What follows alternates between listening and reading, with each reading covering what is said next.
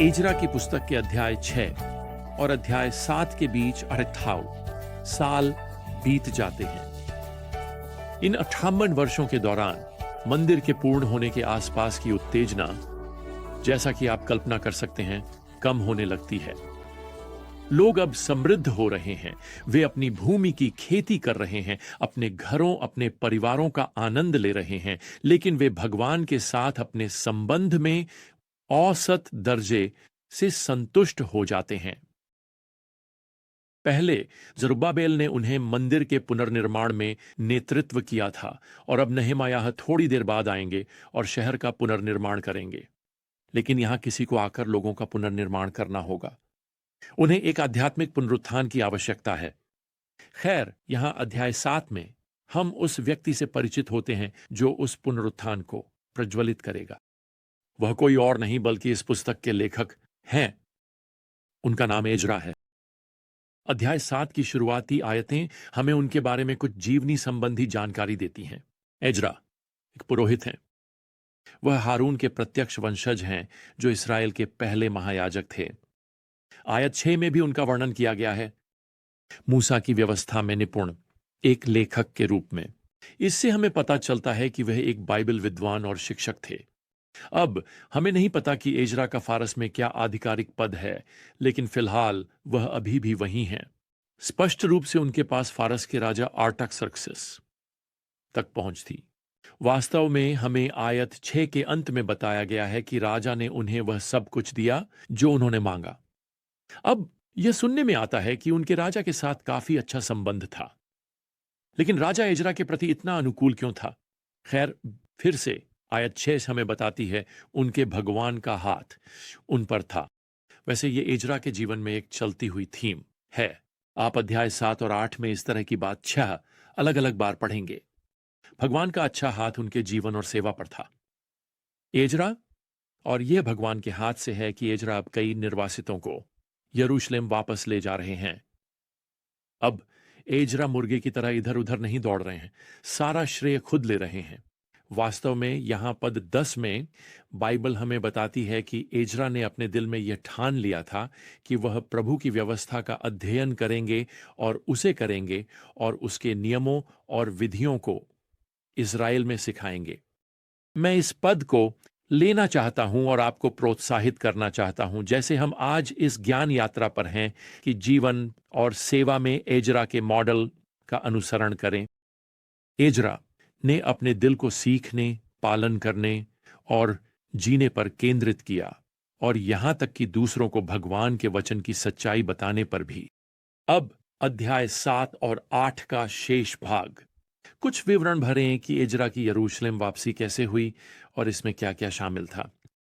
राजा द्वारा अधिकृत एक सामान्य संदर्भ पत्र यहां उद्धृत किया गया है, और पद 13 में लिखा है, मैं एक आदेश देता हूं कि इस्राएल के लोगों में से कोई भी या उनके याजक या लेवी जो मेरे राज्य में हैं, यदि वे स्वतंत्र रूप से यरूशलेम जाने की पेशकश करते हैं तो वे आपके साथ जा सकते हैं। तो स्पष्ट रूप से यह वही है जो एजरा ने राजा से अनुरोध किया था। राजा का पत्र वास्तव में काफी अद्भुत है। हम ये नहीं चूकना चाहते कि यहां भगवान क्या कर रहे हैं।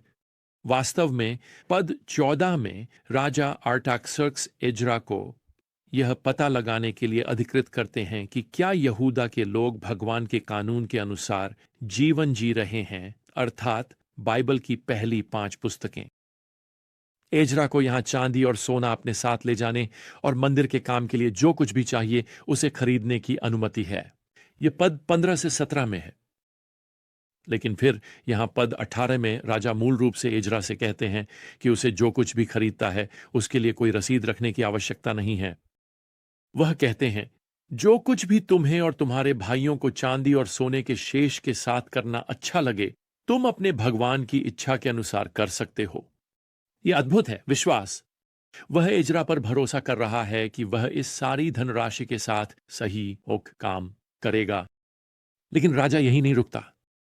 वह एजरा को एक खाली चेकबुक भी देता है, यूं कहें, और वह फारस के रॉयल बैंक को जोड़ता है उससे जो एजरा करना चाहता है। सुनिए कि राजा यहां पद 21 में क्या लिखता है, और मैं राजा आर्टाक्सर्क्स नदी के पार प्रांत के सभी कोषाध्यक्षों को एक आदेश देता हूं, जो कुछ भी एजरा आपसे मांगे उसे पूरी तत्परता के साथ किया जाए। यह अद्भुत है। और मैं आपको बताता हूं, एजरा तुरंत पहचान लेता है कि यह भगवान का हाथ है। वह यहां पद 27 में लिखता है, धन्य है प्रभु, हमारे पूर्वजों का भगवान, जिसने राजा के दिल में इस तरह की बात डाली है कि यरूशलेम में प्रभु के घर को सुंदर बनाए, और जिसने राजा के सामने मुझ पर अपनी अटल प्रेम की कृपा की। मैंने साहस लिया क्योंकि मेरे भगवान प्रभु का हाथ मुझ पर था, और मैंने इस्राएल से प्रमुख पुरुषों को इकट्ठा किया कि वे मेरे साथ चलें।